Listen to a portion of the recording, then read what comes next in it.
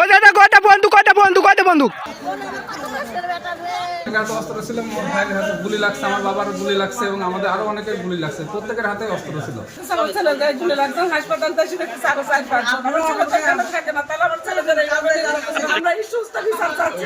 আমার আছে টরেভিন, আপনার আছে তো? দাদা গুলি কত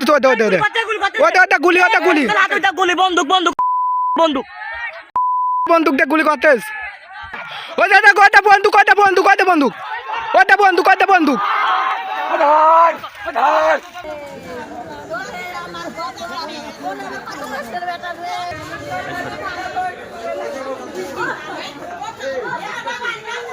আলম দিয়ে বাবুরা দিয়ে চা খাতে গেছে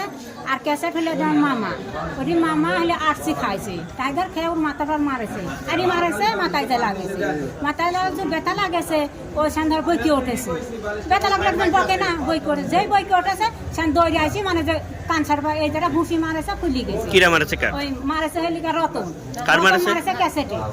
রতন ক্যাসেটে মারেছে মারা দেই আমার ভাই আবার মনে ছিলি আমার ভাই সামনে কিছু কইনি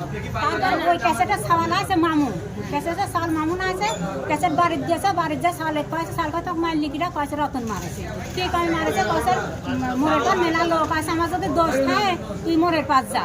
মামুন আবার ওর বাপের সাথে করে মরে আসি মরে আসলি পরে কি হয়েছে সেন আমার ভাই হেনে ছিল আলম হেনে ছিলি বুঝছেন সেন কি হয়েছে মামুন আর কাছে মামা ওরও মামা হয় যে মামুন মারেছে ওর মামা হয় তো কাছে মামা তুই আর আম্বাক মারলি কি খাবে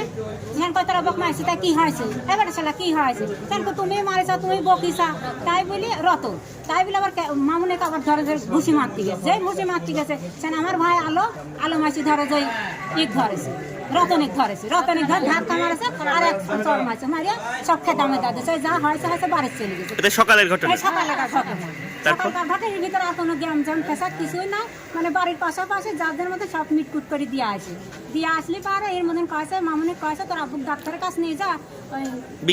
বিকালে কি হয়েছে না বিকাল বেলা সেটা তো চলে গেছে তাই কাছে চলে আছে বিকাল বেলা নেই মানে যে রতন জয়া জালিপাড়া জয়া হেলি ইয়ারুলির কয়েছে ইয়ারুলির বাহিনী সহকারে আসি ওরা আবার মোড়ের পাড়ি সব ঈদের সময় সাল পাল রয়েছে মনে হচ্ছে একবার অ্যাটাক করে ঘিরে অস্ত্র ছিল, মোর ভাইয়ের হাতে গুলি লাগছে, আমার বাবার গুলি লাগছে এবং আমাদের আরো অনেকের গুলি লাগছে। প্রত্যেকের হাতে অস্ত্র ছিল। ইনশাআল্লাহ আমরা এটা মামলা করবো, কারণ আমাদের যে ক্ষতি হয়েছে আমরা তো কেউই প্রস্তুত বা কোনো কিছু না, আমরা এই জায়গা কোনো কিছু চাই না, কিন্তু তারা আমাদের এলাকা আদিত তারা আমাদের জোরপূর্বকভাবে আমাদের অত্যাচারের সাথে 5টা থেকে 5:30 এরকম গুলি মারছে আমার এই পায়ে, গুলি লাগছে আমার পায়ে। ওখানে আমাদের 4-5 জন মনে হয় একদম গুলি লাগার খুব অবস্থা খারাপ। আর মনে হয় কেউ আছে মার খাই দিতে লাগাইছে, বাড়িঘর ভাঙচুর করছে। কি কারণে মানে এটা আগের থেকে অনেক আগের থেকে শত্রুতা আমাদের সাথে বলছেন। তার শ্বশুরের কান্নাকাটি দেখে কালকে বিকাল 5টার দিকে আমার বাড়ি থেকে বের হয়ে আছে। আজকে সকালে আমি কথা কইছি কফি কাম হয়েছে আমি দাওয়াত খাবি কালে চলে যাবো। এর ভিতরে হঠাৎ করে এরা সবাই বসে আছে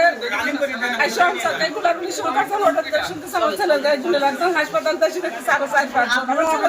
থাকে না তাহলে আমার ছেলেদের এইভাবে আমরা এই সুস্থ